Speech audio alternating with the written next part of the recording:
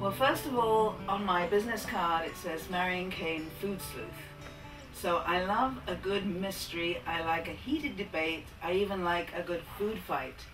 So I heard that poutine, or more correctly La Poutine, one of the most quintessentially Canadian dishes, or should I say Quebecois dishes, has very questionable origins. So I decided to go to the source and find out where poutine began. Before that, let me tell you what poutine is, in case you haven't eaten it. Poutine is French fries covered in cheese curds, drizzled with or drenched in what in Quebec is called la sauce, and here in Ontario is called gravy. So that creates a rather delicious melting dish with crispy fries underneath and the creaminess of the cheese curds. It's very delicious. I have a passion for it. It's a wonderment of taste and texture. So I decided to go on a mission in Quebec to 3 small towns, well, I would say 2 are villages, 1 is a town, in Bois-Franc, a dairy farming region east of Montreal. So I headed out with my brother, his francophone girlfriend, a francophone camera woman, and myself. In Drummondville, we went to Le Roi Giuseppe, which claims to be the inventor of poutine.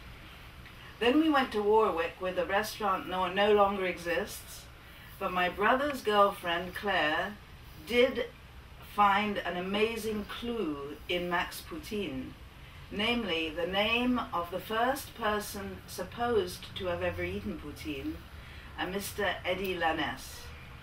So we followed this trail of sleuthing, and we will tell you our verdict at the end of this story. It's a hot September day, and I am in Drummondville, 1 hour's drive east of Montreal, and I am at Roi Le Giuseppe, a restaurant where they claim to have made the very first poutine in 1964. It's a large diner full of happy people who seem to be eating poutine, hot dogs, and other things, and I am waiting for my plate of poutine to arrive, my first plate of poutine of my visit here to Quebec, and I have ordered a new one on the menu. It's called Poutine Dégustation, which contains Oktoberfest and a few other things that I'm too hungry to remember, but I will report back to you as soon as I have eaten this wondrous delicacy. Oh my God, that's good poutine! Oh, c'est merveilleux.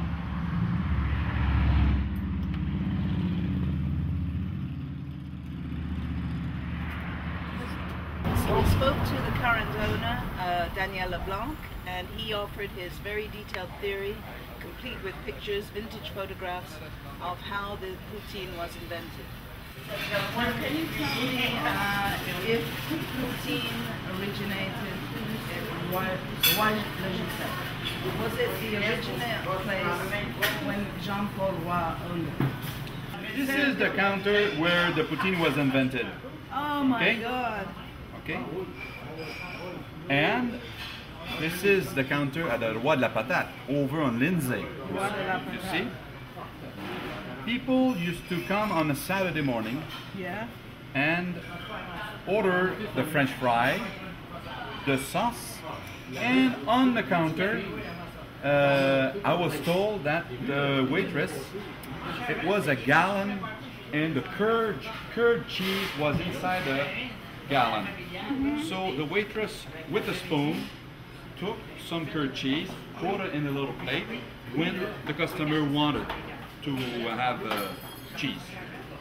And on Saturday morning, when everybody gathered, reading the newspaper in those days was the Montréal Matin, yeah, and today is the Journal de Montréal.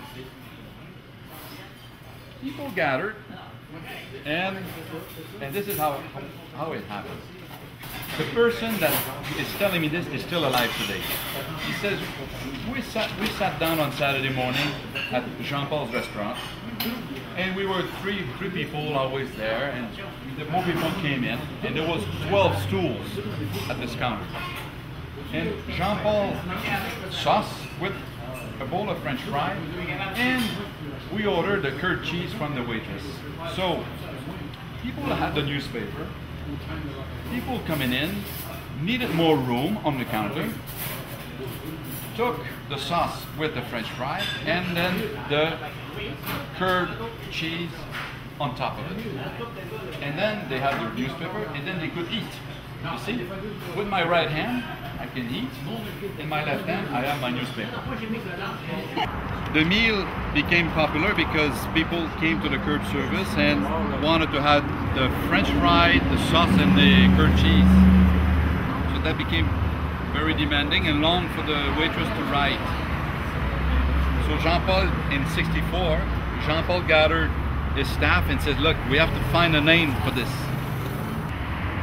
And in those years, poutine was a slang word that meant a mixture that came from the English word pudding. Here we are in the very, very famous Max Poutine, which is in Victoriaville, about 30 minutes drive from Drummondville. Now this place has an amazing 75 kinds of poutine. Yes, I said 75 kinds of poutine. They range from everything from your basic poutine to poutine with Greek toppings, Italian toppings, the Super Max, which is what we're going to have, which comes with meat, caramelized onions, peppers, and of course cheese curds and gravy.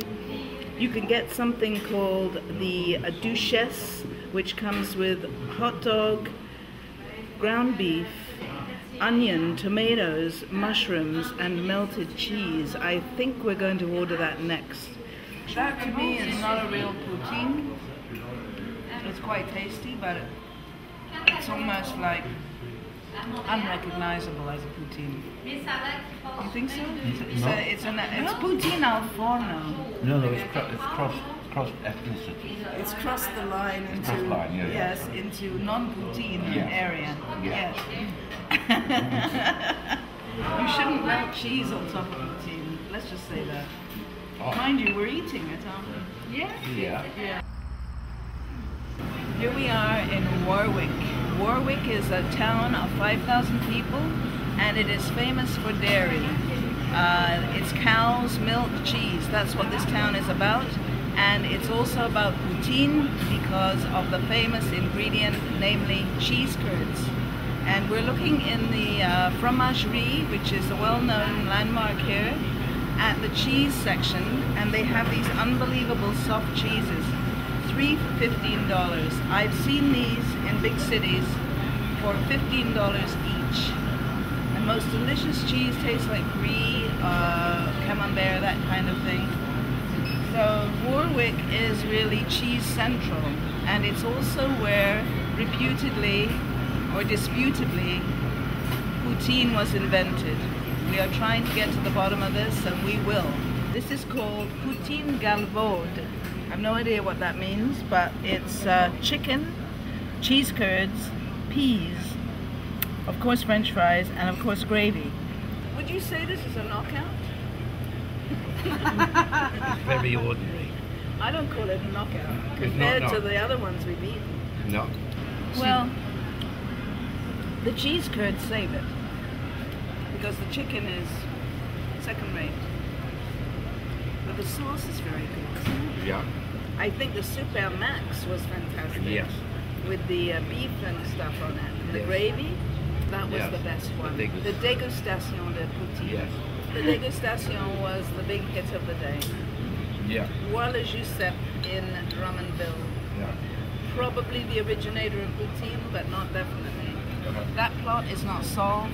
We are working on it. We are finding the first customer who ever ordered poutine in Quebec. I promise you that's my next step, and I'm going to speak to this man and find out if it was indeed Warwick or Drummondville. What did he say about the sauce? He didn't have sauce on his. No, he didn't have sauce. So that it's is 10 years after you okay. said to I'm me. sorry, but he loses in the poutine invention debate. Drummondville guy said exactly the same story. He said that Monsieur Eddie Lanès, he didn't mention his name, may have had a version of poutine in 1957, but it did not have sauce. So to me, that's not poutine. So the wonderful sunny fall day I spent in Bois-Franc with my 3 wonderful helpers ended happily. Not only were we poutined out in the best way possible, we had a verdict, we had a decision, we pretty well knew who invented poutine. But we had to make that final phone call to Eddie Lanès and discover that his poutine did not have sauce. It was curds and fries in a greaseproof bag. And in fact, the customer who invented poutine was at Le Roi Giuseppe in the 1950s, even though they didn't put it on the menu till 1964. Both people, Daniel Leblanc and Eddie Lanès, because the owner of the Warwick restaurant is dead, we couldn't speak to him, Fernand Lachance, both of them said they have witnesses and evidence. I mean, this is serious stuff, but I am going to have to give my verdict here, and it is that Le Roi Giuseppe is the inventor of poutine, and you can still taste it there. And I highly recommend that you do try poutine. Whether it's the really basic comfort food, peasant version with 3 ingredients, fries, white cheese curds, they should be white, and really good gravy sauce, or whether it's Martin Picard's foie gras poutine at Au Pied de Cochon, or Mark McEwen in Toronto making lobster poutine, or even brisket poutine that you can have in Montreal, smoked meat poutine, or the ultimate weird poutine that I discovered in Montreal, gnocchi poutine. It just goes to show how a dish can be carried through from humble to haute and still be amazing. When it comes in its own beautiful container, oh my God, that's some gross poutine. I'm trying to get a fork full of poutine. The cheese is not always this stringy. I wonder if they didn't use cheese curds and perhaps mozzarella. That would be heresy. I haven't eaten the poutine for a week. Oh. The cheese squeaks.